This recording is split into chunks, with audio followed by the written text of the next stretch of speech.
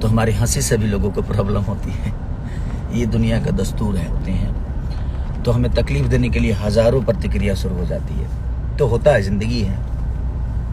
जैसे कि बड़ी शिद्दत से मैंने एक सिनेमा की थी जिसका नाम रंग दे बसंती है। बहुत खर्चा किया था हम लोगों ने, बर्फ़ में 18 दिन तक बर्फ़ से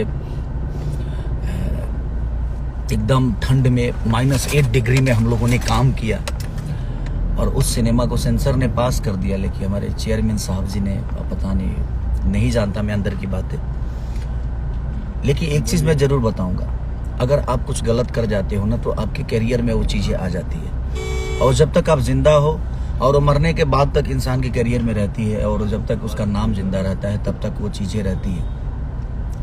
और किसी के रोकने से कुछ चीज़ें होती नहीं है, बट आपके करियर में एक माइनस पॉइंट आ जाता है कि हाँ यार इन्होंने ऐसा किया था। तो इतने सारे लोगों का विश्वास है उस सिनेमा पे, रंग दे बसंती पे। और मैं